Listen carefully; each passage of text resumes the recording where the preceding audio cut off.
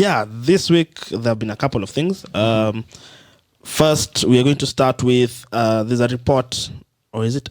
Can you call it a report? Yeah, it's a report. It's a report that was done by the Digital Lenders Association of Kenya. They are calling it the Credit Barometer. Yeah. So this is the first edition, actually. Yeah. It's going to be a quarterly edition. Yes. Yeah. So this is hot off the press. Bado, it's still warm from the printer. You can feel it as we discuss it.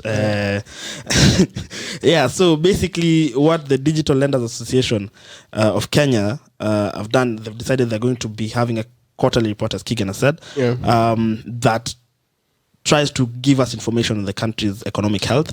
And they highlight how households and businesses are leveraging credit to navigate through economic hurdles, and basically how Kenyans and households are using credit. And I think it's interesting. At least it's good to have digital lenders also giving their reports. Yeah, apart from the one that CBK does for banks. Yes. Aside from what we've used from the CBK or from the Kenya Bankers Association. So this is actually good. Given the penetration of digital lending, especially in the country. So so that's the whole idea behind the Credit Barometer. And the report has had quite interesting findings. Laughable, actually. Not really. Laughable? I don't know that you'd call it. I think you're being unfair. Yeah. Okay, let's tell our audience. Because at the end of the day, shout out to Kevin Mutiso, the chairman of DLAK Association. DLAK. They put up this report, and it's more or less like a survey. It's just generally what Kenyans. It's the sentiments of Kenyans when it comes to digital lending and all. And it's I was looking at the scope. It's respondents around of just a little over 1,000. Easter is about to argue about that. That is the bit. That's the report. Last the week we had the same conversation. That's the bit that I was like laughable, because 1,000. 1,000 isn't bad. 1,000 is, that's how many we were in school. For me, statistically, if you've done over 1,000, that's okay. But if you bring 200, 300, it's relative. I'd have questions. It's relative. It's not fixed on 1,000 as a number. It's 1,000 of what? What's the larger population size?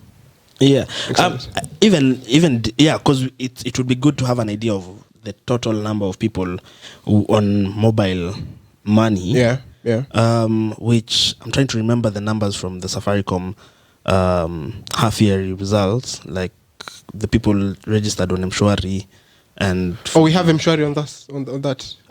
No, I think to just give an idea, a ballpark figure. What I know is from Fuliza, from April to September, they gained 700,000 more users in Fuliza.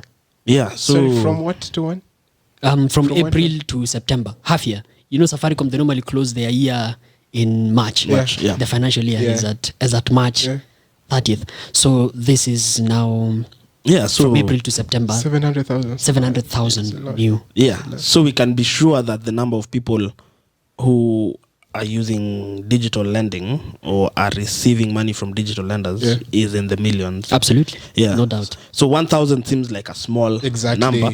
But I think it's more important, even aside from the number, it would be better to see how representative the sample is. Yes. In terms of percentage. Is it a representative sample? Like, if you're going to have the 1,000 digital lending clients, are these 1,000 just from one sector? Are they all employed? Because the people who are using the loans, they are students, business people. So in other words, you're asking for the methodology. If you're able to get the methodology and the breakdown of the sample, it will help. But I think it's a good start. And do you know what, Kalia? I think this is a step. If you look at what it means, you know, behind the scenes, it's like this is a message to you know, the business world and to see the CBK also. I think DLAK is moving in the direction of, yes, we are ready to be regulated by the CBK.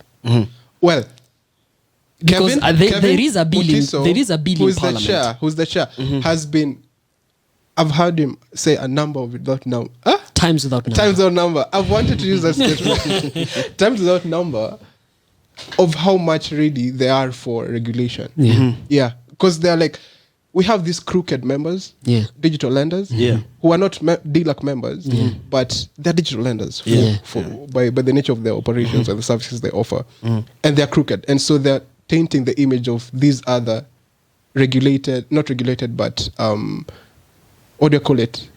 Other regulators, who are other players. Players. So basically saying there's a few bad apples. Exactly. Exactly. Thank you.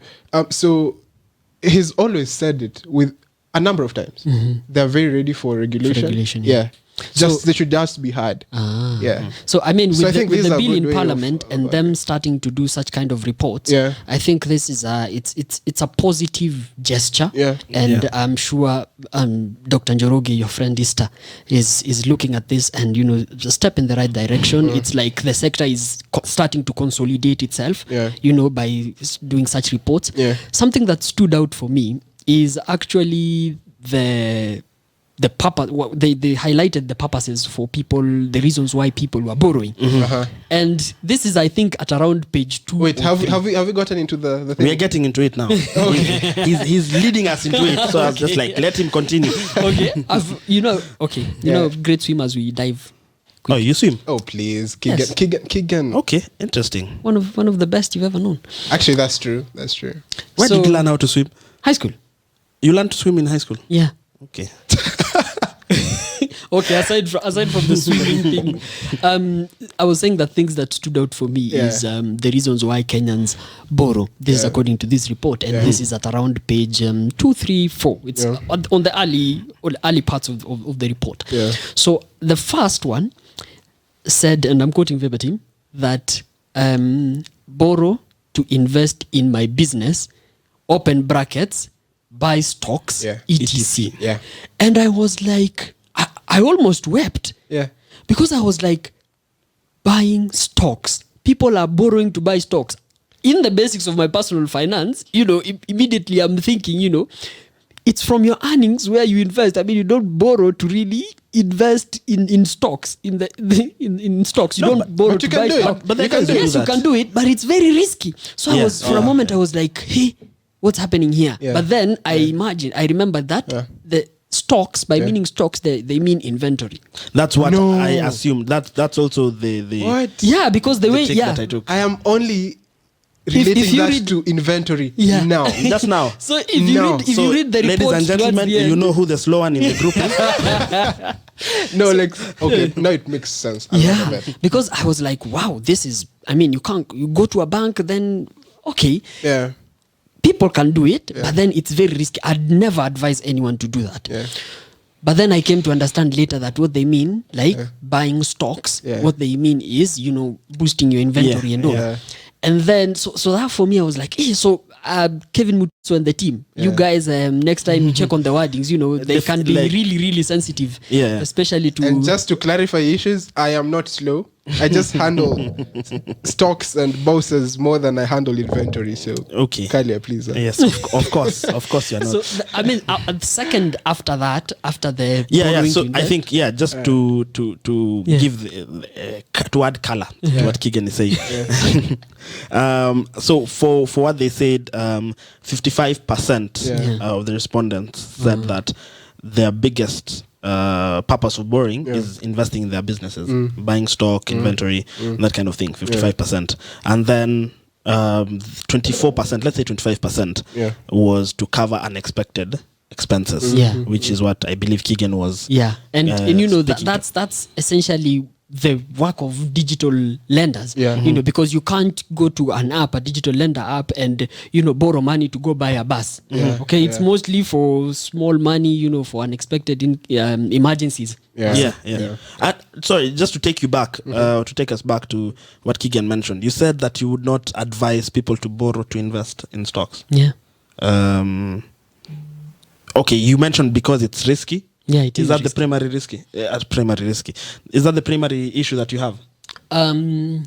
It is a primary issue. Because look at it this way, from a personal finance angle. When you borrow money, essentially that's not your money. It's still not your money. Okay, and you're paying interest on it.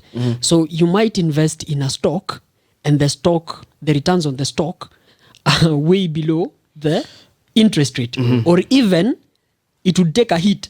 And now you've taken a loss there, and you also have interest to pay. Okay, so the principal as well. So I mean, just invest from your earnings. Well, now that you've mentioned about personal finance, do you agree with Keegan's position? He has to. He doesn't have an option. Anyway, this is what I wanted to say. From personal finance, you invest in if you are to invest in an asset like stocks, you only invest. It's advisable to only invest money that you are willing to lose, willing and able to lose. Now that is or that you wouldn't need in the short term. Exactly. That is all money but debt.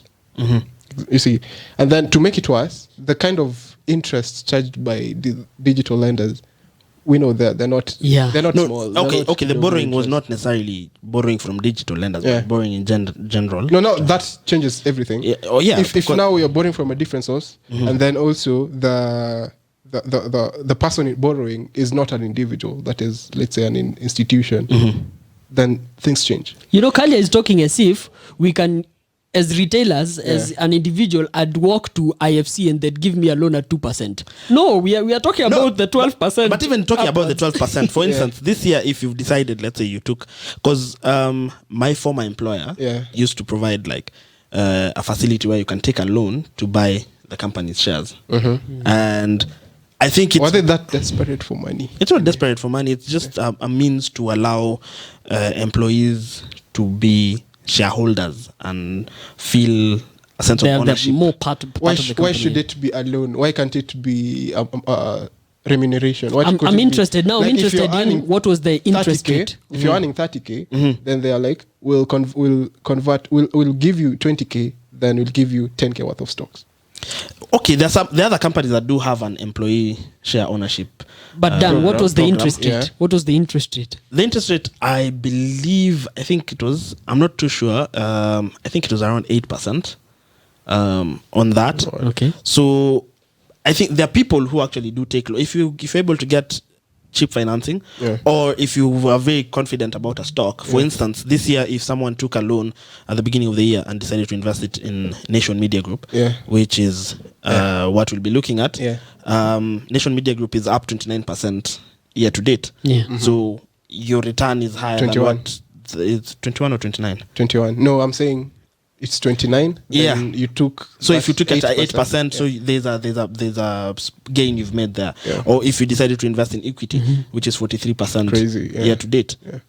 So I think there are elements that I wouldn't say no, do not borrow to invest. For instance, again, another example for the market, most markets right now, especially the Western market, the US market, European market, where we are having a lot of recovery, but then interest rates are very low. So people opt to invest in startups. So there's a lot of free money, and most of this money is actually going to the stock market. So the stock markets keep on gaining and gaining. So if you're able to get this cheap, and we even have institutions doing this. I saw a prospectus by Berkshire Hathaway, where they were looking for how many billion $1 billion debt at 0%, yet they have I don't know how many billions in cash, but because it's essentially free money, it's not your money,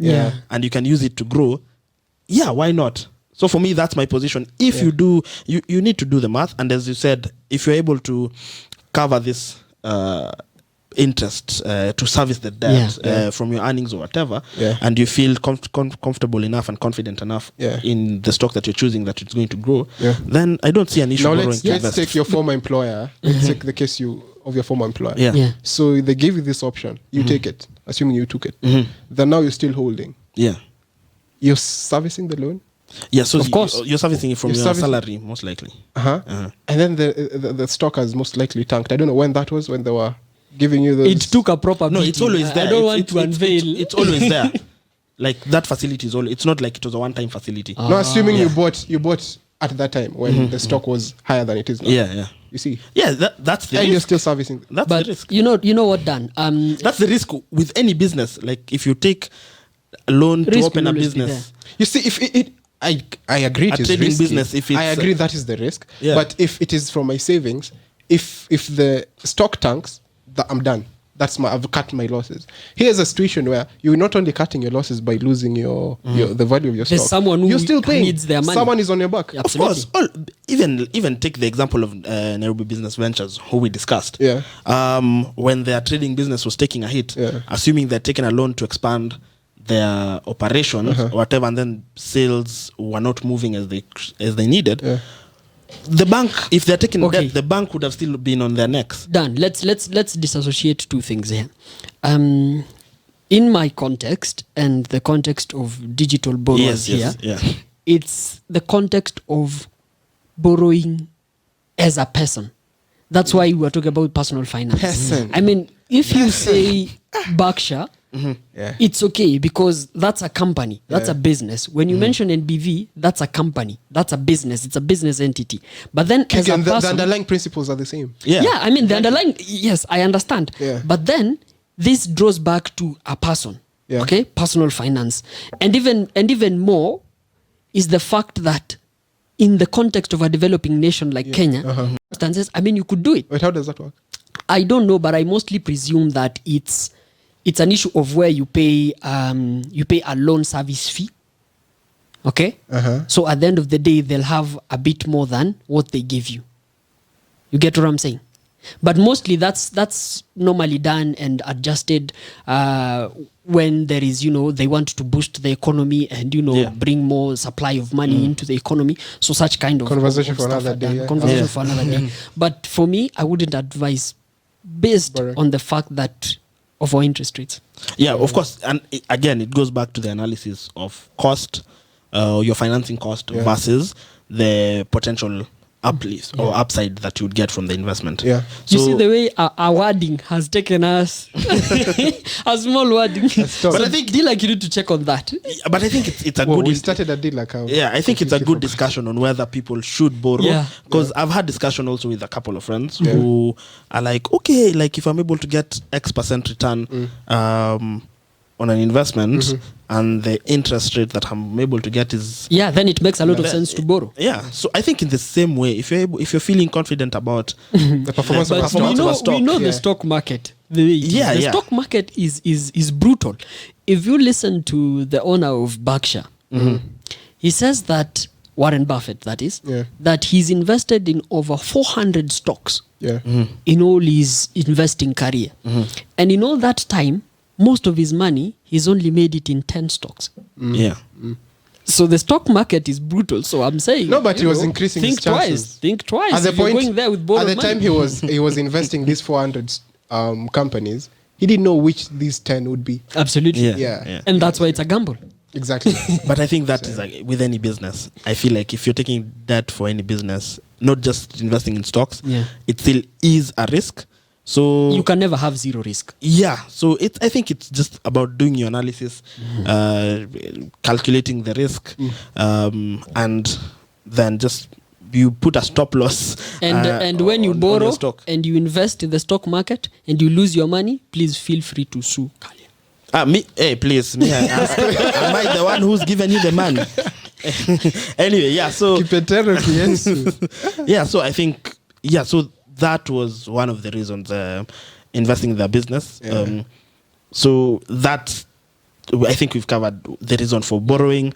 I mean, just before you move on, the third one was interesting to me because it was to cover educational expenses. And I can easily relate this to the short breaks that students have had and pupils in schools at home. So the short breaks, this has given the parents. It hasn't availed them much breathing time. If they had a long holiday, so parents would scuffle for money and there for pocket money and the likes, but then here timelines are really short. So I'd understand why people would borrow more for educational expenses. And then you have the school calendar in such a manner that kids are going back to school towards in the middle of the month. When liquidity is low. And now that you've mentioned that, why isn't it common practice for schools, especially private schools, to have a monthly plan for paying school fees? I think they do. I don't think it's that common. No, it's not that common. Because it's usually an expectation when your child is coming on opening day. Yeah. Come with the banking slip. It's not in paper, but for me, the experiences that I've had, with my relatives and friends is, school fees for a term, let's say it's 30 Gs. Yeah. Okay. You walk into the principal's office and tell them, so this is not in paper. This is an agreement that you go and set up. It's your own initiative that you make. You go and see the principal and tell them, I'm not going to pay you 30K. I'm going to pay you 10 Gs for 3 months. Yeah, I think that is... it's usually an agreement between you as a parent. You go to the principal's office, and then you have an agreement. You present your case. Yeah, I'll be doing it. It's so a case by case. Formalize the structure. So I think it's. I've seen. I think Strathmore University had a program like that where you can like have an installment plan because they know what their fees is like. Yeah, you can have and then they do have a small charge. I think it was like 2% extra. So they're making money twice. Yes, it's time value of money.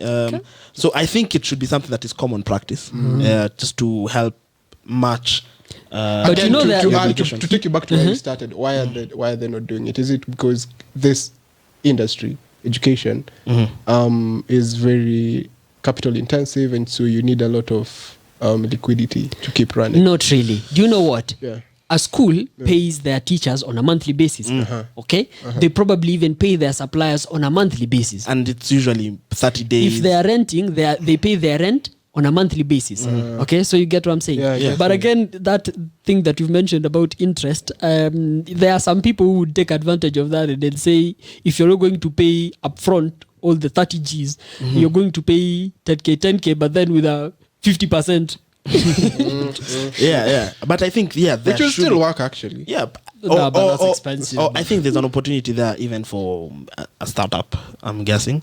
The same way we have Lipa Pole Pole for buying goods. So it's Lipa Pole Pole for school fees. Yeah. So if it's there, maybe you guys. So the business would front the money. Then it's the parent who will remit to the business. Yeah. And what happens if the parent doesn't remit? They go tell the principal, take this kid out of class. No, that's your issue with the parent. The child will continue because their fees is paid. Maybe they'll even have security.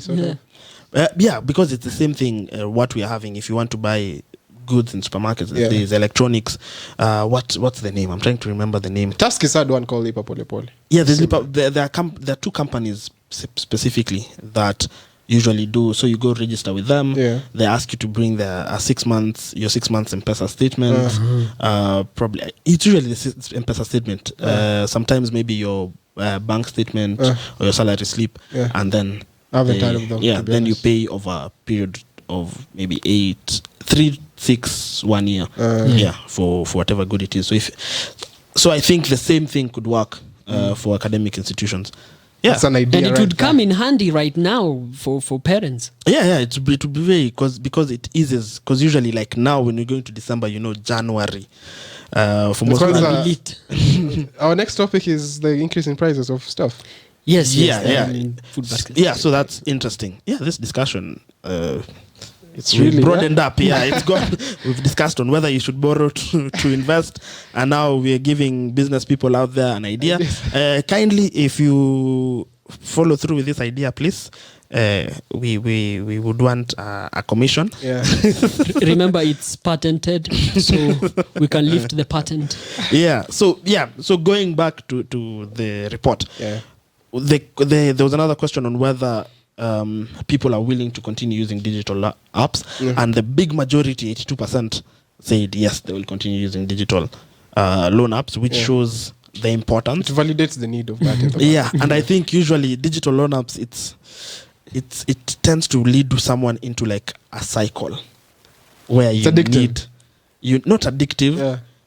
The convenience of it. There are two things. Yeah. There's the convenience of it, and then the cash flow aspect. So because for most people, your cash flows are consistent. Yeah. And then at one point you took this loan to pay for whatever need that came up. Yeah. So when you repay it at the end of the month, you find that your cash flow is not sufficient. Yeah. So then again, you repay and then you borrow again so that you have and then at the end of the month you repay And you know your limit is increasing this whole time. Yeah. Your limit is increasing the entire time. So that I think that's usually the vicious cycle that's there with digital loan apps. Yeah. But I okay, I don't know. But let me just be mischievous a bit.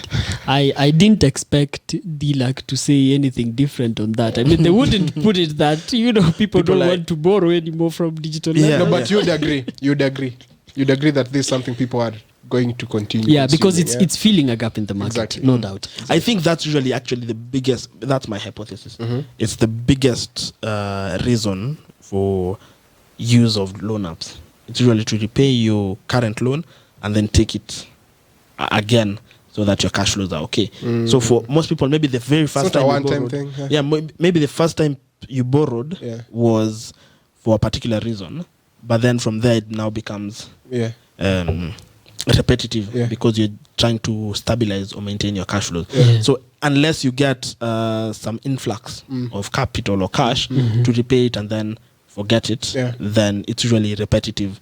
So I would have wanted them to tell us like portion of repetitive by the rate of retention. Like how many out of the loans, how many were repetitive loan takers versus new loan borrowers in the quarter. And I think they are listening. So Kevin Mutiso and the team for the Q4 report, we'd love to see the methodology, and also what Dan has mentioned, And I know it's always work in progress. So basically, and again, when they're saying if you're in need, where do you seek a loan in the first place?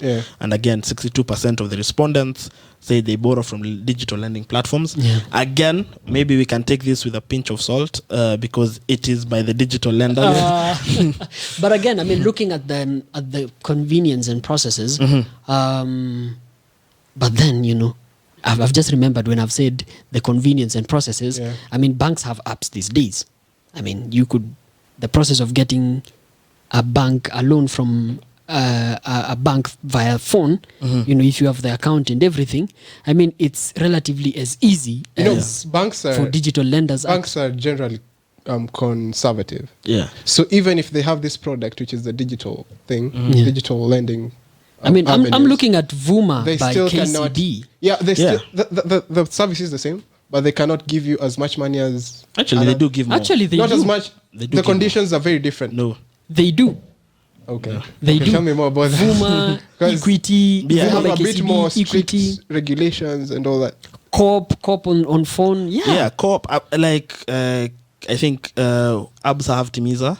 Most of them. KCB has. Most of them have NCBA Loop. Do have actually NCBA. You can take a loan or you can take you can have an overdraft facility with them. And most banks have this. And all this is via phone, just like digital lenders. So and I want to hear about this bit of them being the same in terms of principles of access. Okay, the amount of money they can give. Okay, from my experience, the limits that I've seen from the banks are higher than what I can get from the digital. Because the banks know you better than the digital guys. Yeah, which is... The biggest chunk of this market are people who hardly have significant bank accounts. Or amounts in their bank accounts. So the KYCs, the banks don't know them as much as these digital guys. Sorry. So I think that's what informs, because we're doing credit lending here, not credit lending, risk-based lending. So I can only give you much money. The amount of money I can give you is heavily dependent on how much I know you. That's so true. Yourself, you're banked. The bank knows how much money passes through your account. They know you better than these digital lenders. I see. They don't know you. You're making a point. You make a good point. Exactly. So does it make sense now? So your experience is not this. But it's not entirely that digital lenders don't have your information entirely, because if you download an app of a digital lender, let's say Tala or Branch or whatever, there is that point where allow for them to get your contacts. If you allow, and actually messages, this is a must actually. So they must see your messages, and in seeing your messages, they go straight where? M-Pesa. So they'll see your M-Pesa transactions and the likes. Then they use algorithms and AI to see how much you've transacted. Exactly. I was having a conversation. So that they can do that. So they have information about you as well. It's not like they're walking blindly. I was having a conversation with a friend of mine who is in the data science space. He was telling me that for some of these digital lenders, for them to get information about you, they use AI algorithms. Some that are even which is quite funny to me. I found it quite funny that they assess how quickly you respond to those answers. If you're a bit hesitant, they're like you're not confident enough. Exactly. Won't pay. So that's how much they're really trying to squeeze all the information they can get from you because they don't have it. Okay. So they can't give you. Anyway, so there has been. Then the other thing that I found interesting was the question they asked whether people spend more than they can afford. Do you ever spend more than you can afford? And then again, a big majority of guys, 64%. Let's say 65% were like, no, never. I plan my spending and know exactly what I will spend my money on. Okay, no, never. And I think with this survey, I think one big, I don't know that to call a risk, but something that's, let's say it's something that could skew results, is that as a respondent, you'd want to be viewed favorably. Or you want to give the answers that seem correct. Well, that would depend on whether they were anonymous or not. Even without even without anonymity, you're just like, let me show them that I'm living the perfect life. Like my borrowing is just for business, nothing else. I always repay on time. I get you. I never spend more than I do. So I felt like that is a potential risk on the accuracy because people that makes a lot of sense because at the end of the day these are just survey results. So and also looking at the spending habits because the question was, if imagine you got an additional 10,000, what would you spend it on? And did they specify that the 10K was debt or from the digital lenders or not? Because you go further down the report, they say something to the effect that money 100K would be from the DLAK. No, it just said if you had an additional 10K, 100K, and the majority say they'll invest in their business. Is this true? I mean, I don't know. One thing that is, also speaks to a bit of the accuracy is DLAK. Mostly when you borrowed through digital lenders, they ask you what's the purpose of your borrowing. What do you want to do with this money? And that's one of the things that it is used to measure whether they'll give you the loan or not, or what amount they're giving you. Now, Dan, I'm looking at investing in my business and all. So I could lie that I'm going to invest in my business, but in real sense, naenda sherehe. So do they have a way of tracking, that money lands in your wallet in the digital, then transfer it to M-Pesa?